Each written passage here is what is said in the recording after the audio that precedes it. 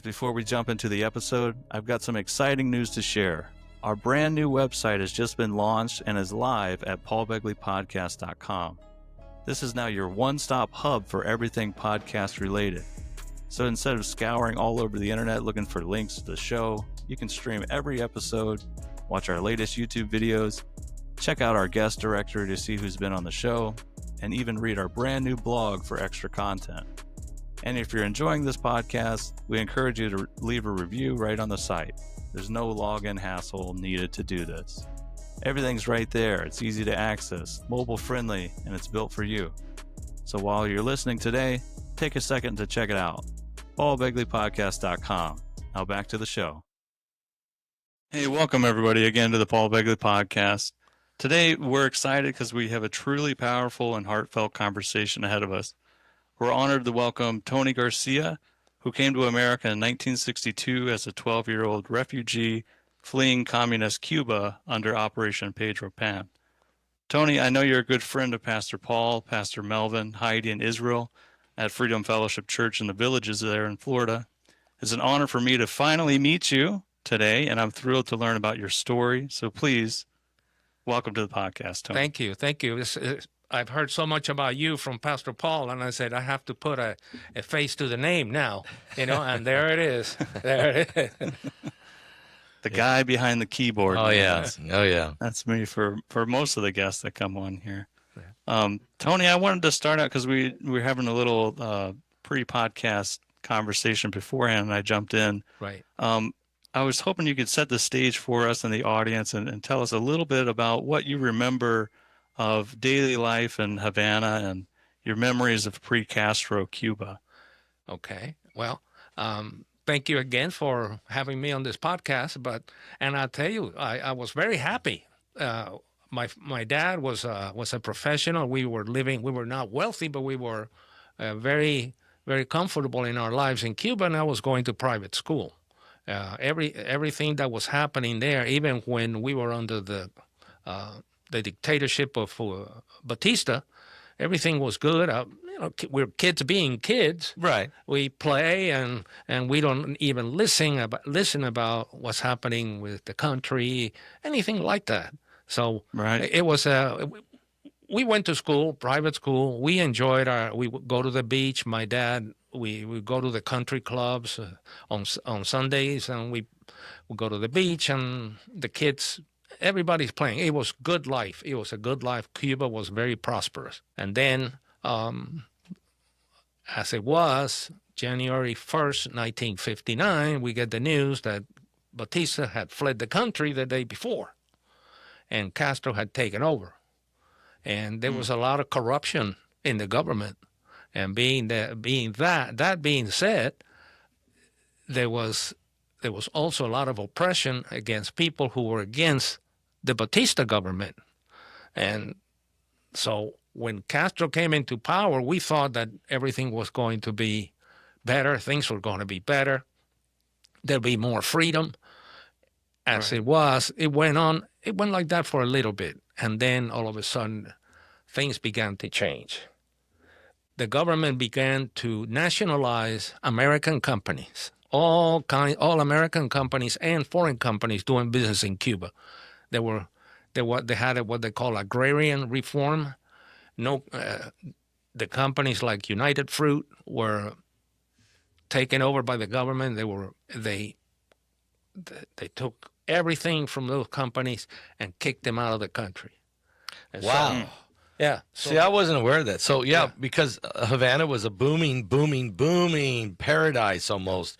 And a lot of businessmen, a lot of Hollywood people loved to go to Havana. Right. It was a party town. Oh, it was a party and the Caribbean party. Yeah, it really was. And I mean, Frank Sinatra would go there, right? Frank Sinatra, all the entertainers were going to the Tropicana. Yep. The Copacabana. Yeah. And everything was good until that started happening. And my dad saw, being that he had become a member of the Communist Party when he was young, he saw that things were beginning to go that way. And like I said, there was a saying that they say, hook 'em when they're young. That means Right. start looking at the kids, because they're the ones who are going to support this government. And the kids were marching up and down the street and marching at the school. We used to go to private school, and all of a sudden you see them wearing red bandanas with white shirts and chanting revolutionary They were slogans. training them. Yeah, they were training them. So there was, and also the Russians started coming in. Really? Oh yeah, the Russians started, Russian soldiers or Russian people? The Russian government started coming in. I see. And because all of a sudden the embargo Mm-hmm. was in effect, Mm-hmm. and the Russian government started to fill that void, but the Russians at the time, it was communism. So in other words, the communist Castro's regime taking over all the American companies, just walk in and say, it's ours now. Texaco, Shell, Just took it. United Fruit. I got a list of them. There are hundreds of them. Wow. And so after that happened, the Americans said, you know what? We're not going to do business. You're going to do that to us. We're going to shut you off, and created an embargo. They put the embargo, implemented, and for a time everything was good. Yeah. But later on, what happened was we had to get in line to get groceries and household goods. No, we're running out of stuff now. Yeah, because the embargo was taking effect. So they were relying on the Russians. Yep. And So what open it up. what the Russians were sending was so low quality. Food, everything was low quality. Nobody would eat that stuff. Yep. So my dad had to get he had to go, had friends in the black market, and we had food. Yeah. But Because other he had a people better couldn't. job. He was a professional. He could pay it. He could do it. He could do it. So Most people couldn't. right. So one of the catalysts that we knew that the Russians were getting a foothold in there was the fact that you remember 1960, the first cosmonaut, Yes. Yuri Gagarin. Yes. Okay. Yes. He went into space and came back down, and they said the first cosmonaut. And then after that, we had the Bay of Pigs invasion, Yep. 1961. Yep. I thought they were going to pick up everybody up. My dad, my mom, us. They put us into a foster home or something, and because they thought, there's going to be a revolution from the inside. Right. It didn't happen. Well, because Kennedy didn't send the troops. Well, he didn't provide air cover, Right. and but that ended quickly. Yeah. And then things got worse from there. And then my mom and my dad talked. I said, we got to get the kids out of here. We got to get them out of Get here. them out of here. So here comes January 5th, 1962, the day we leave. And we go to the airport. And the airport, they have a place where they put all the kids and all passengers and all that in the glass enclosure. They used to call them the fishbowl. Okay. The fishbowl. So what happened is you have all these kids who are going to a country they don't know anything about. Right.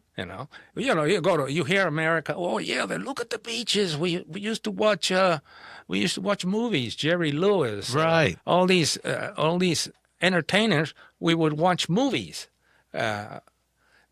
from there with them.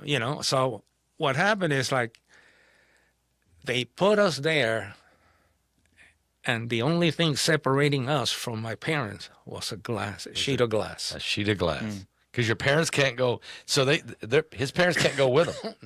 No. Right. They're sending the kids without their parents Right. because they know how bad it's getting in Cuba. Right. And Well, can I ask this question, Tony? I'm sorry to cut you off. no, that's good. That's good. Because I feel like it's a important detail for this. So you're at the you're walking us through at the fishbowl at the airport. What is, Castro Cuba and the militia?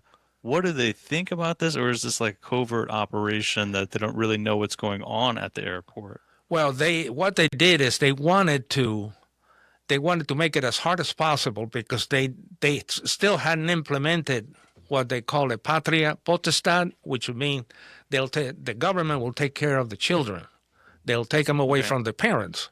So the kids were leaving because of the efforts made by Brian Walsh, the Archdiocese of Miami. He went and through his efforts, he was able to get all these 14,048 children out of Cuba to keep them from the communism and the indoctrination that was there. Okay. So you're saying that the communists were going to take the kids from their parents and indoctrinate them? That is correct. Yes. Oh man, that's bad. Well, I'm curious though, like how would the Archdiocese, how was he able to overrule that power in Cuba? How do you pull it off? Because the Archdiocese of Miami they were very instrumental in doing that, and they had the full backing of the government. Apparently, the U.S. and the Cuban government had made an agreement that this was, that this was going to happen, and so they let the kids come out. But the Archdiocese was instrumental in getting us a place to live in Miami, or getting a place, or being able to find sponsors, which it didn't help us because my dad went ahead and found somebody who could take care of us while we were in Miami. So imagine you go to a country where you don't know the language, you don't know the customs, you don't know the way of life, and you're just lost. Right. It was a traumatic experience for my sister and me. Yeah, it had to be. Yeah. So when you went to school, during that time, I mean, everybody spoke English, right? Or did they? Everybody spoke English. So you have to learn the language. Oh yeah, yeah. And you're 13 years old. That's not going to be easy. It's easier. It's easier when you're still young. Yeah, but if you go try to, my dad could never master the English language, but he was able to communicate. Mm-hmm. But with the school, it was when I was there for about 20 days, and the lady who was taking care of, she enrolled me at the school. And my sister went to the senior high school. I went to the junior high school. I go over there, and I'm terrified, Pastor Paul. I'm terrified. I would have been too. Because all these strange faces. Right. No, I don't know anybody. I don't have a friend here. Right. Only my sister. My sister and I were always hugging each other. Right. And I go to the school, and my dad said, when you go to school, you take your report card from Cuba and you show it to them. Show them how good a student you are. Yeah, or how bad I was. I don't know. Whichever it was. But anyway, so what happens, I get over to the school, and I talk to the dean of, it's at Robert E. Lee Junior High School. Robert E. Lee. I don't know. I don't know if it even exists with that name. I don't know now. Yeah. And so they asked me the basic questions, because my private school was called Edison School, affiliated with Fairleigh Dickinson University. Oh, really? In New Jersey. Yeah, yeah. So they would send teachers to Cuba to teach us English. So we know the basic, but you're a kid, you come out of there, and all of a sudden you start speaking Spanish again, you forgot everything. Right. Right. So we got on, they asked me, how old are you? What grade are you in? Blah, blah, blah. And they thought I was fluent. Oh, but you weren't? No. No. Just the very basic communication, yeah. Yeah, so I go, and they put me in a class. They thought I was fluent, so they put me in a class with all the kids who speak English and the American kids. So I sit down, and, you know how it is when you come through the door and everybody has their eyes on you. They're all looking at you. You're the new kid. Who is this guy? Yeah, who's this guy? Yeah. So the teacher's she's giving a lecture or something, and she makes eye contact with me. And in Cuba, when the teacher made eye contact with you, you stood up because you knew a question was coming your way. I see. Okay. So I thought it was the same way. So you stood up? I stood up. And she said, no, sit down. I was embarrassed, humiliated, really. I was humiliated. Right. And I'm here with my little report card showing it to them. It didn't matter. They didn't care. 3 days, I went through that for 3 days. Then I went back and I said, I can't do it. I don't understand the language. I don't understand what they're telling me. And the school was, usually in Cuba, the school you stayed in your own room, like your homeroom. That's where the teachers went to teach you. They went. In okay. America, the students leave this room and go to the next room Yeah. or wherever it's located. So that's I wasn't used to that. Yeah. So it was really a culture shock. Yeah.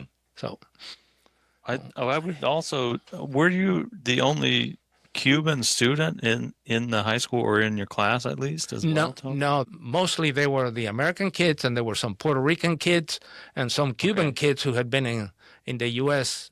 a lot longer than I had been. They had arrived there in 1960. So when everything that you hear is English, Paul. You hear English, you read English. There's no you don't read. You don't have anything. The radio is all in English. Television, there were 3 television stations. Yeah. And everything was English.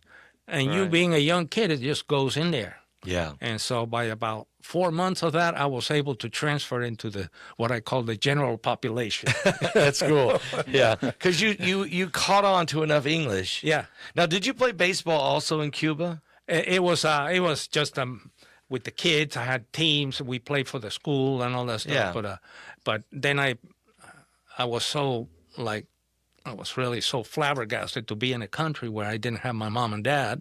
Kind of hard to get It was involved. hard to get. It was hard to get adjusted. Imagine yourself, being a kid and you're sent to Anywhere. anywhere, a country Anywhere. where they don't speak your language, It'd be a big problem. and then you're expected to kind of survive. And that's what we did. We survived. Yeah. So Well, Tony, I wanted to go back. So you mentioned without your mom and dad. I wanted to go back to that moment on that flight, though. There, did you as a 12-year-old and your sister was 15 at the time? Did you guys have any sort of plan, or did your parents have any sort of idea of what was going to happen once they sent you forward? Or was there any sort of, we're going to reconnect, or they had anything outlined? the main goal, Paul, was to get us out of there, to get us out of Cuba, We had no guarantee that we would see our mother or father again. There was no guarantee of that. And a lot of the kids from the Peter Pan children, they never saw their parents again. Never seen them. Yeah. Wow. And some of them, they, like I said, they were sent out, they were relocated to Washington State, places. Wisconsin. Yeah, places where It snowed. it's cold. Yeah. So, and that's what happened. And there was no plan. The plan was just to get us out of Cuba. And we were fortunate, and God put His hand on us, and this family took care of us while waiting for my mother, if she was going. If to she arrive, could ever if come. she could ever come. And she got to. And she did. And she did come. And the government and the American government was giving us $33 a month each, my sister and me. So we were getting $66 a month, out of which $40 went to the lady so we could contribute for the groceries and all that stuff. So we had $13 for a whole month, each for a whole month. Yeah. So imagine we had to walk everywhere, save money. Yeah. Yeah. And the lady being your foster parent? Yeah, she was. We called them foster parents, but they were friends of friends who knew my dad, and they put them together. And she got a hold of them, and she says, "Yeah, I'll take Tony and Martha. That's my sister's name." Okay. And so she stayed, and then they left for New York when my mother arrived.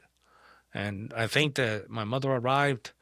I don't remember the date, but I think 2 days later they left for New York, and they're still living in New York. And wow. Have you ever seen them since then? No. Wow. No. Wow. Now, your father is still in Cuba He's still there at this point. Yeah. And so what happened, that $66 is wiped out. Yeah, it's gone. And so now we're getting $84 a month Okay. for the three of us. Because your mother's there now. Because my mother is there. $84 a month. $84 a month. And we go to, they call it the Freedom Tower. It's still there in downtown Miami. Okay. It's a big historical building. And we go and get military supplies, military food, all that kind of stuff. Yeah. That's what we would eat. Yeah. Cheese, spam, all that kind of stuff. Yeah, all the military, RME, just spam and some Powdered milk, yeah, all that kind of stuff. We'll go there and get some of that so we could survive. So we could survive. And we go with the money that we will give this lady. She'll go to the grocery store and buy groceries for us. $20 at that time was quite a bit. Went a long way. Yeah. Yeah. You can stretch that. You can stretch that. So that's how it was. And Dad is still there, and you don't know if Dad's ever going to come. Don't know when he comes until we found out he was coming. Because we used to talk to each other. We call each other. Okay. And what he was doing, and I don't know, he would send money, dollars, U.S. dollars. in the mail, send them to us. Yeah. And my sister, being the oldest one, she was handling the money. Yeah. That way, when my mother got there, she wouldn't have to go find a job. Because you'd have some money. Yeah, there was some money. So I don't know exactly how much, but it was quite a few $1,000s that came through the mail. Unbelievable. Every time we got a letter, she'd go. She didn't want the lady to see it. No. My sister would go and take the money out, put it in a little box and hide it. Yeah. Because we were giving her $20 each. Yeah. A month for Didn't want her to groceries. know that you had some money. But the money was being hid to help when your mother came for the transition. You knew you would need it. Because then that she would leave, because she had kids. She would leave, and then we stayed and we kept the house that she was in. That house still there. Really? Yeah, still there. Still there. And that's how we survived. When I started when I was able to get a newspaper route. The Miami Herald. I used to deliver the Miami Herald newspapers. Yep. On a bicycle. You saw that picture of that bicycle. Yep, That's my bicycle. Yep. And delivered newspapers 4:00 in the morning. And then work at Royal Castle. Anybody remember Royal Castle? No, I don't. In Miami, it was very popular. It was like White Castle. Okay. They had the little called the Royal Castle. sliders. Yeah. But it was a Royal Castle. I used to work there at night. Okay. And so you're delivering papers in the morning at 4:00 in the morning and working at Royal Castle at night. And in between there, I was in school. Wow. You were a go-getter. I had to help out. Yeah. I was making 90 cents an hour at Royal Castle. 90 cents an hour.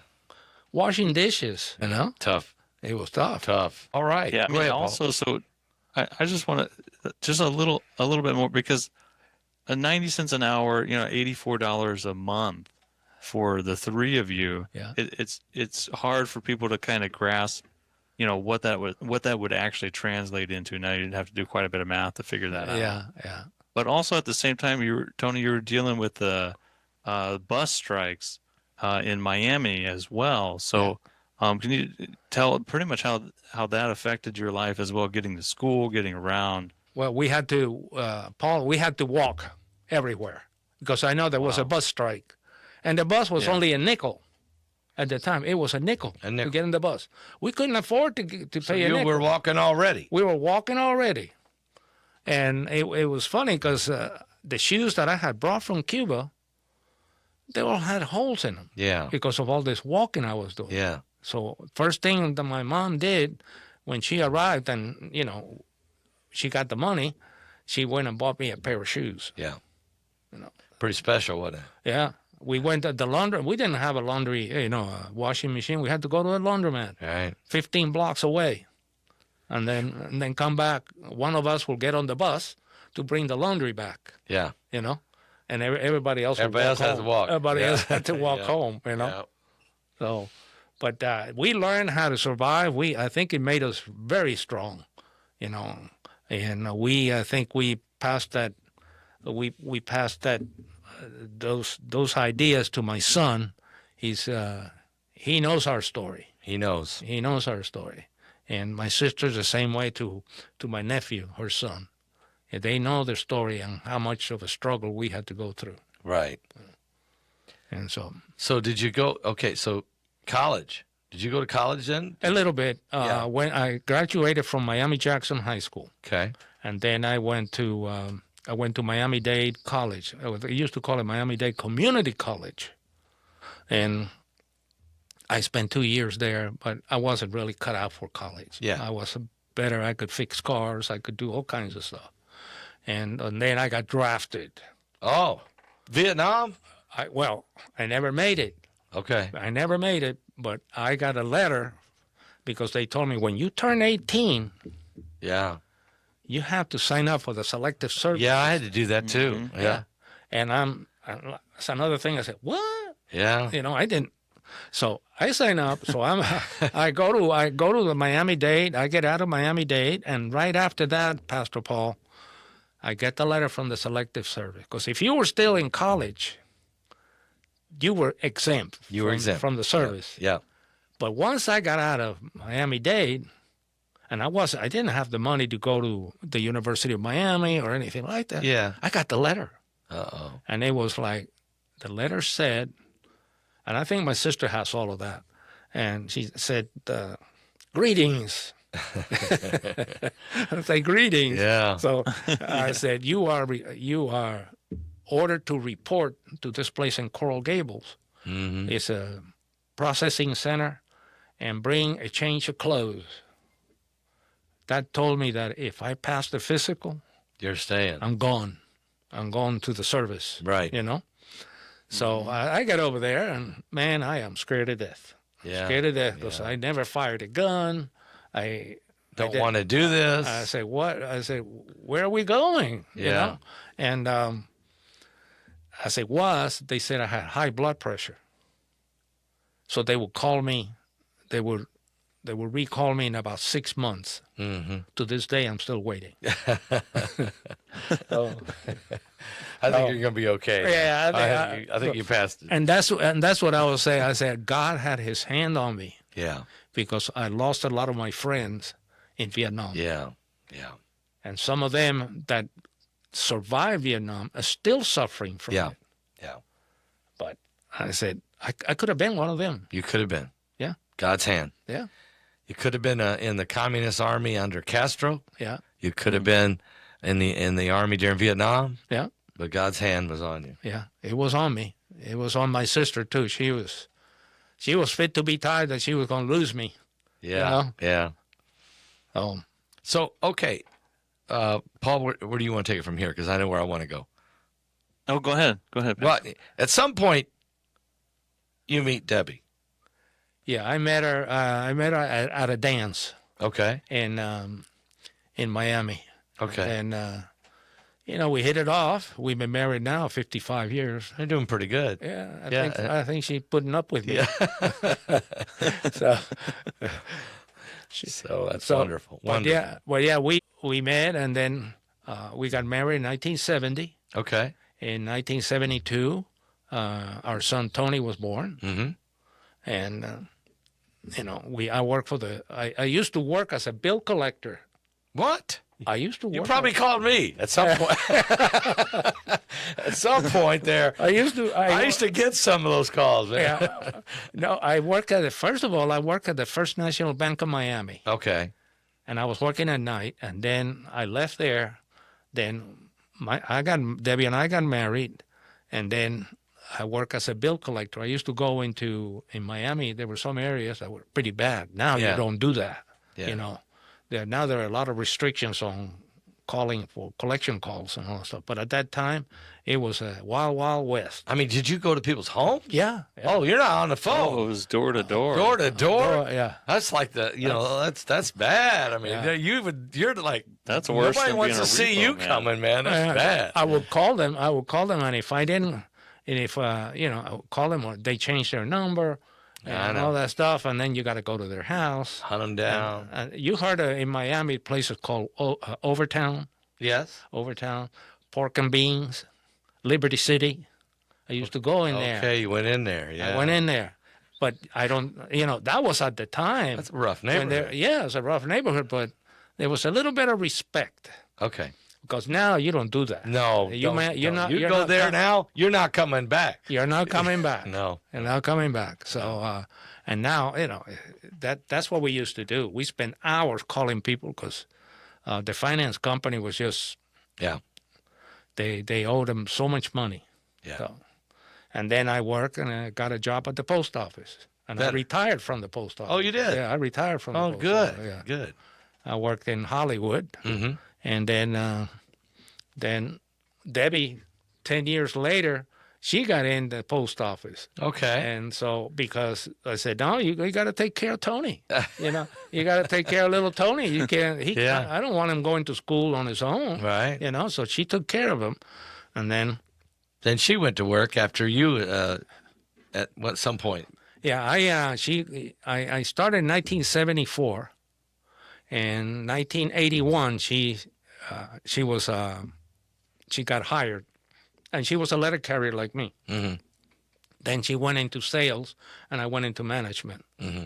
And she retired from there with the sales background and with management. And I was Good. with management. I was running a post office in downtown Hollywood, the biggest one in Hollywood. Wow. I was a supervisor, and I handled 70, 80 carrier routes.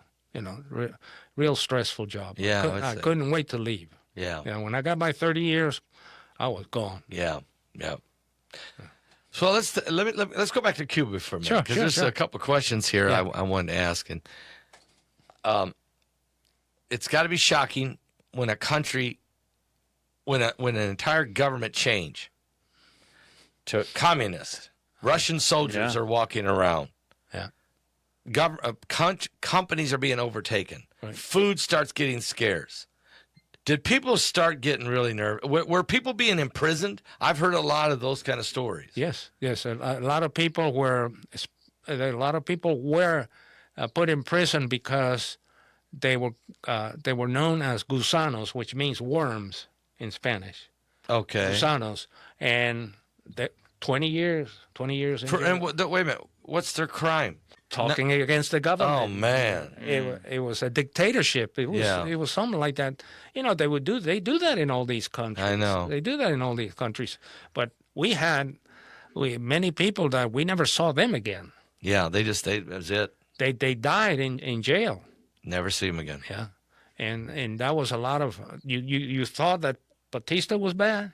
This guy was worse. Yeah. He ruled with a rod of iron, didn't he? Yeah. People hated him. Yeah. And when if you look in Facebook and you see Cuba nowadays, you'll be surprised at the poverty that's going Yeah, it's on terrible.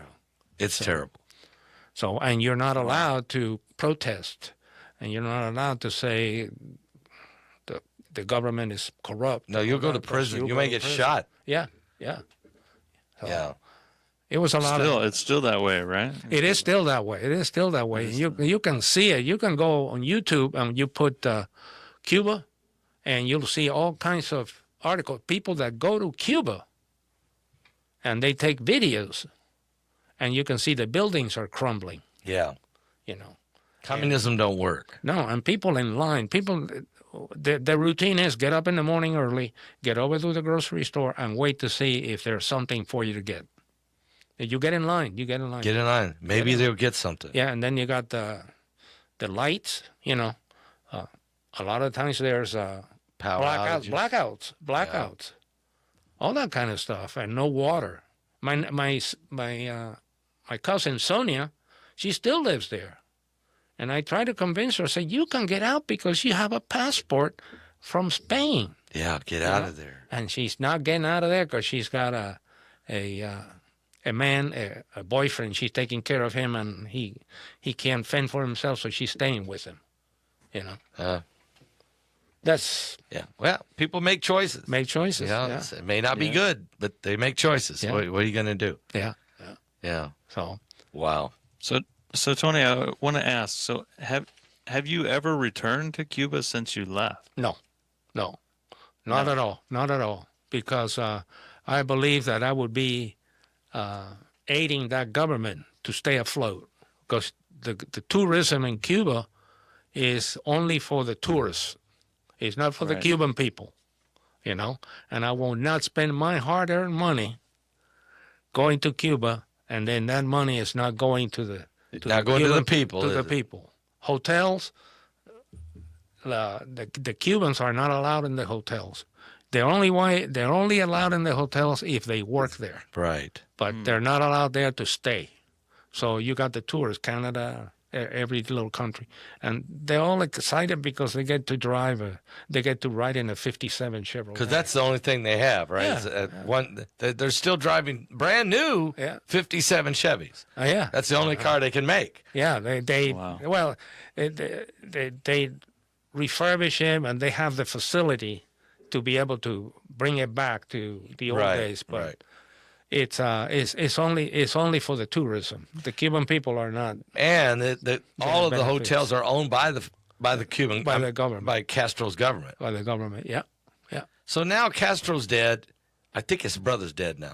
No. Is He's he still alive. running this thing? No, he let that he left. He's not running the country, but he is running the country. Yeah. Because he's got a puppet, That's in charge. Miguel Canel. Yeah. He is the president, and Raul Castro is telling him what to do. Right. Right. So that's how it is. It's a sad situation that Yeah. and communism don't work. It doesn't work. And at it all. really needs to be explained. This needs to be taught in our schools here in America Right. because the American children have no clue. No. And they think socialism is just, oh, that's great. No, they don't have no idea that socialism is one step away from communism. Yeah. And the biggest purveyors of communism are the school teachers. Yeah, because they teach that. Yeah. Wow. Yeah. Yeah, you're right. School teachers. So. Yeah. Wow. Yeah, I mean, I can say for sure when I was at Purdue, my first major I had was accounting, business managerial accounting. Uh-huh. And we ended up going through, I forgot what it was, maybe a macroeconomics class. And we had this whole section on Marx. And I'm trying to figure out why are we doing this whole section on Marx, but there was never really any explanation for why it was good or why it was bad, or do we just need to know about it? Yeah. I mean, there was multiple papers that were written on it too. And now that I think about it, I'm like, I think that was just part of that socialist thinking leaking into the universities as well. Right. Because really, I feel like I got nothing out of it. I mean, maybe I know a little bit about the writings now, but I don't see how it added to anything that I was studying at the time. And we talked about before we were on here, Pastor, you're saying the history books are all whatever the schools write. Mm-hmm. And you wouldn't know anything better. I mean, it even goes back to, what we mentioned previously, Tony, with the hook 'em while they're young. That's all kind of the same thing. It's this whole, grooming kind of setup for society in multiple countries. Right. And that's why I agree with you, Pastor, it is important for everybody to kind of learn, from firsthand accounts, from Tony, for what is actually on the other side of progressing from U.S. sort of democracy into socialist and then the slide into communism, and why that's important to see stories like this so we can avoid that. Yeah. Yeah. Yeah, I've done a couple of interviews in the villages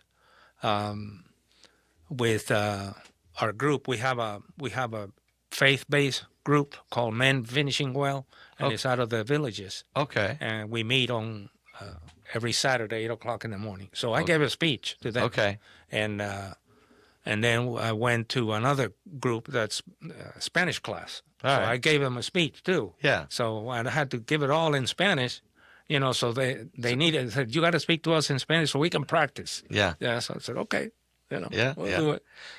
And have you ever got a chance to go and speak in any of the schools? No. See, and that's what needs to happen. Right. People like you who actually lived it, know what's happening, know what was going on, and could explain that to this generation, who have no idea what's going on here.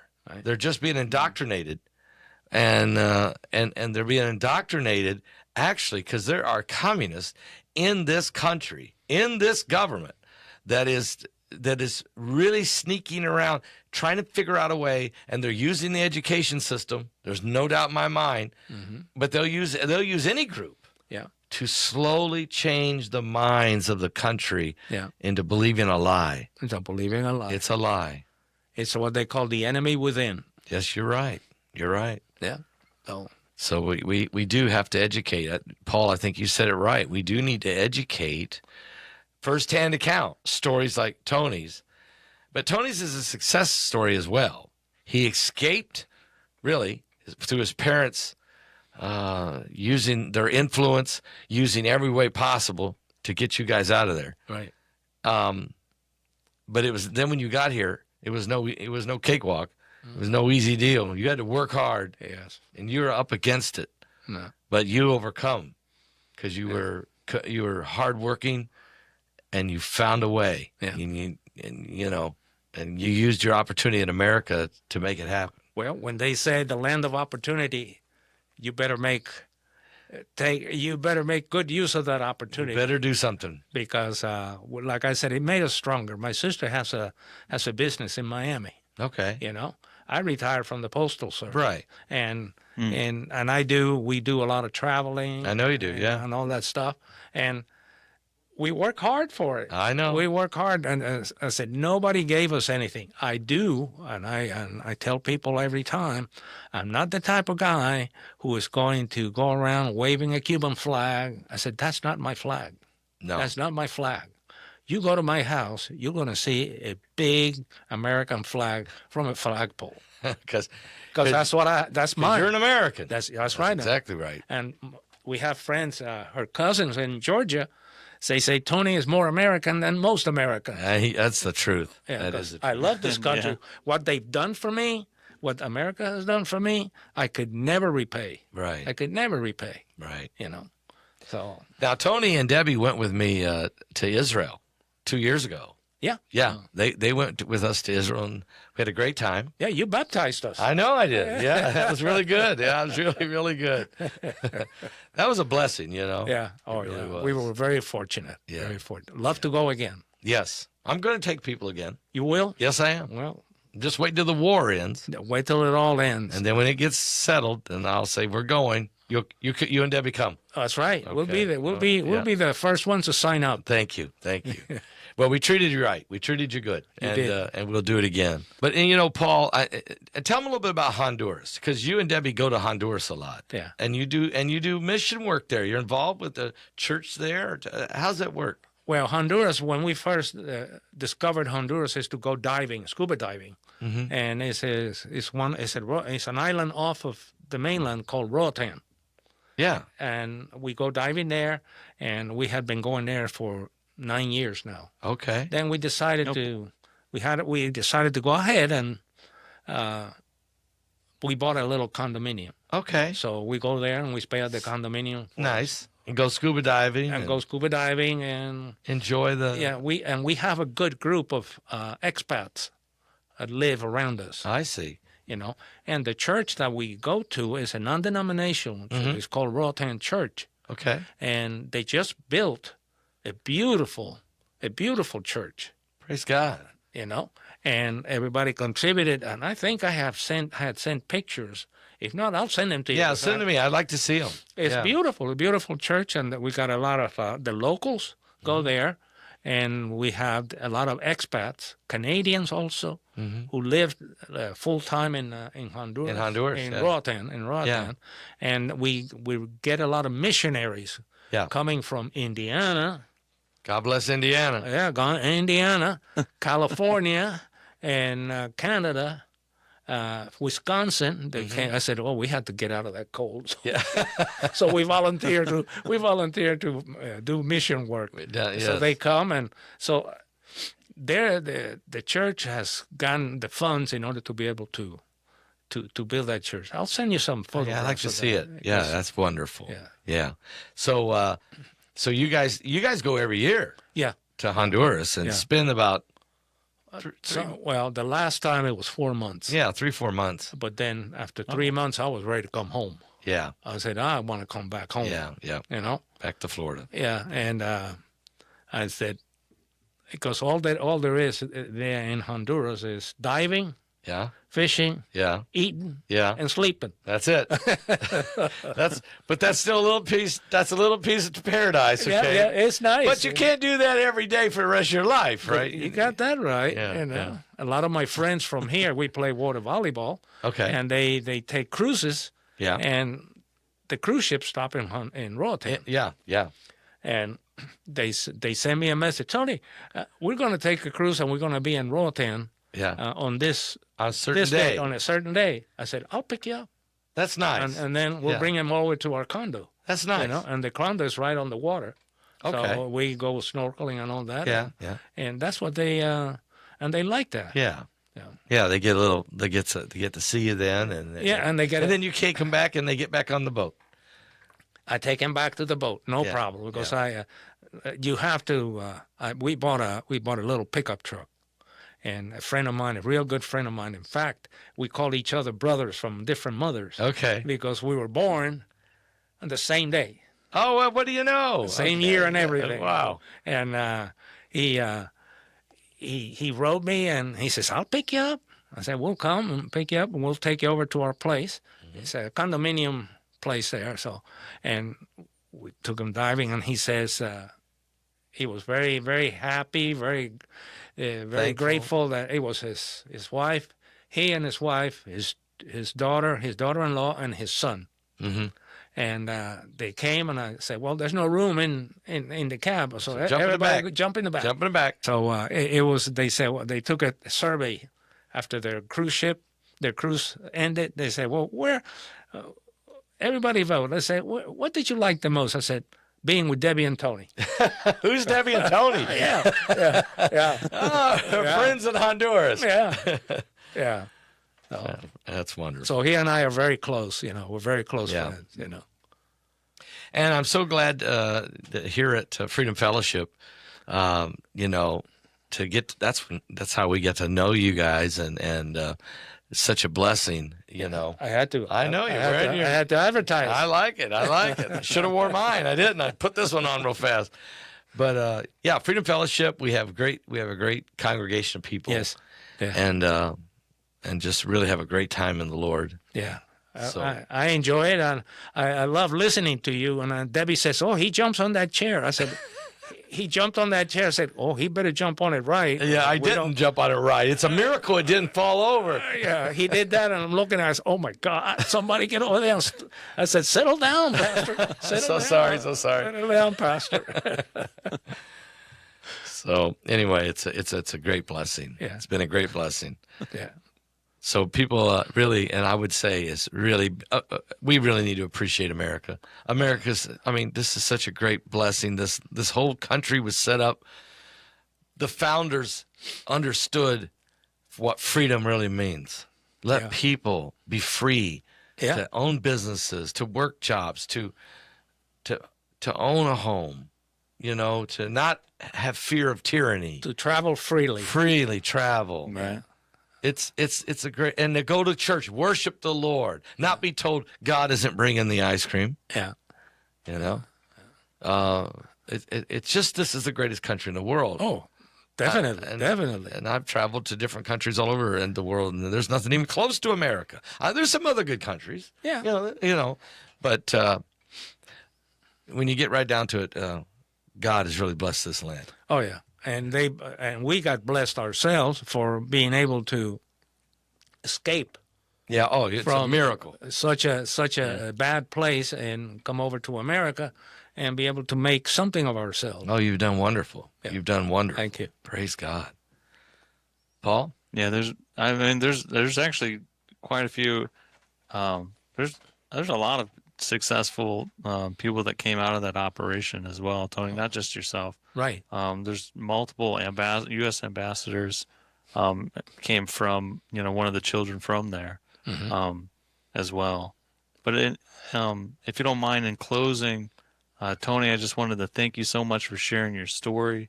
It's so raw and inspiring, and especially for people that were that are born here that aren't really making not. I wouldn't say not making something out of themselves, but not putting forth the effort. There you go. It's great to hear from you going through, this horrific situation really in Cuba of being brought over to America and getting that second chance and then making something out of yourself. I think it's inspiring for everybody, Amen. especially for, American, born American, raised, in the mainland. Yeah. Your journey from a refugee to retiree embodies strength, courage, and the enduring promise of America. And for all our listeners who want to hear more, you can head over to Tony's guest page at our website at paulbegleypodcast.com. It's been a real privilege having you on, Tony, and we pray that your story continues to uplift everyone who hears it. God bless you. And I thank you for inviting me and putting my message out. We love you, Tony. Thank you for coming. I love Freedom Fellowship. Freedom Fellowship. Can't go wrong. We love our pastor. Yes, we do. God bless. Thank you, everybody, for joining us today on the Paul Begley Podcast. New episodes will be released every Tuesday on all major podcast streaming platforms. For a video recording of this episode, you can watch and subscribe on our YouTube channel at Paul Begley Podcast. Hey, guys, we want you to connect with us. Follow us on X and Twitter at Paul Begley Pod. We'd love to hear your questions you want us to answer on the show. For additional Paul Begley content, go to our website at paulbegleyprophecy.org. If you've thought about it, we'll talk about it. Paul Begley Podcast.